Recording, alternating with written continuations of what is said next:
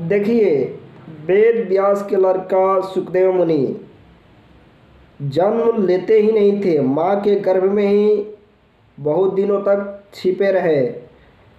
तब वह मायापति को अपनी माया कुछ समय के लिए सिमटना पड़ा। तब सुखदेव मुनि जन्म लिए और जंगल चले गए तपस्या करने के लिए। तपस्या करते करते अंतर में उनके अंतर में उनकी आत्मा में आवाज़ सुनाई पड़ा, आकाशवाणी आवाज़ सुनाई पड़ा कि तुम बगैर गुरु के मेरे लोक में नहीं आ सकते हो।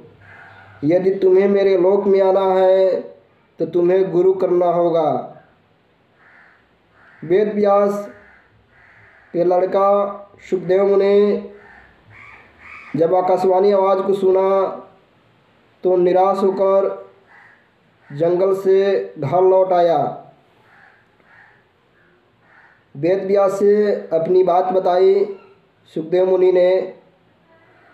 तो वेद व्यास जी महाराज ने कहा कि इस समय पर आध्यात्मिक गुरु के रूप में राजा जनक ही हैं। तुम जाओ राजा जनक के पास और अपना गुरु राजा जनक को बना लो। वेद व्यास के लड़का सुखदेव मुनि तो अपने पिता की आज्ञा का पालन किया ही गए राजा जनक के पास।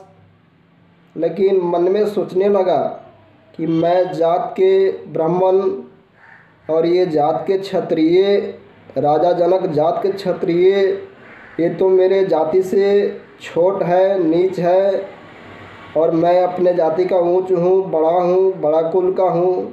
फिर बड़ा कुल का, बड़ा जाति का होकर भी छोटे जाति का गुरु कैसे बना लूँ, कैसे कर लूँ। यह सोचकर उनके राजा जनक के दरवाजे से लौट आया। ऐसे कई बार गया, कई बार लौट आया। तो सुखदेव मुनि का 13 कला विद्या में से 12 कला विद्या खत्म हो गया था।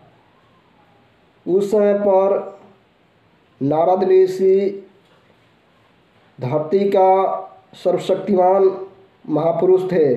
उन्होंने अपने दिव्य दृष्टि से देखा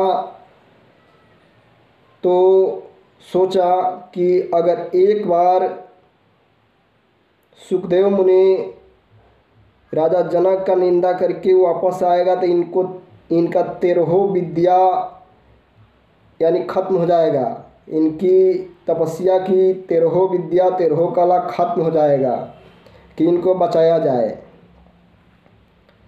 तो नारद ऋषि ने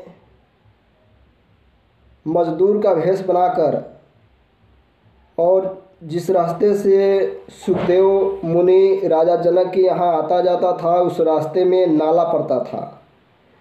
उसी नाले पर नारद ऋषि मजदूर के भेष बनाकर मिट्टी डालने लगा और मिट्टी बह जाता था नाले से। जब तक सुखदेव मुनि वहाँ पहुँचा, देखा तो कहा कि अरे ये क्या कर रहे हो। नारद ऋषि मजदूर के भेष में थे, कहें कि मैं पुल बांध रहा हूँ। सुखदेव मुनि ने कहा कि अरे आज की सारी मेहनत आपकी बेकार चली गई, बेकार चली जाएगी। इस तरह पुल थोड़े बंधेगा। पुल बंधना है तो बांस लाओ, बल्ली लाओ, इसके ऊपर रख दो, उसके ऊपर मिट्टी रखो, फिर पुल बंध जाएगी। ऐसे तो तुम लाते हो मिट्टी, इसे नाला में रखते हो, नाला के पानी बहा करके ले जाता है। ये तो तुम्हारी मेहनत बेकार चली गई, मेहनत बेकार चली जाएगी। तब नारद ऋषि ने कहा मेरा तो आज का एक दिन का मेहनत बेकार चला जाएगा, लेकिन एक वेद व्यास का लड़का सुखदेव मुनि है, उसका सारी जिंदगी का तपस्या मेहनत बेकार जाने वाला है। राजा जनक का बार बार निंदा करके लौट आता है। इससे उसका 12 कला तपस्या खत्म हो चुका है। एक कला तपस्या, एक कला विद्या और बच गया है। एक बार और गया और निंदा करके वापस लौटा तो 13 कला उसका विद्या तपस्या खत्म हो जाएगा। उसका तो जिंदगी का सारा मेहनत बेकार जाने वाला है, बेकार चला जाएगा। तब सुखदेव मुनि को दिमाग में लगा करंट और बेहोश होने लगा और उसी समय दृढ़ संकल्प कर लिया कि अब की बार जाऊंगा तो महाराज राजा जनक को गुरु बना करके ही लौटूंगा। और गए सुखदेव मुनि और राजा जनक के दरबार में राजा जनक को गुरु बनाए। फिर भी सुखदेव मुनि को विश्वास नहीं हो रहा था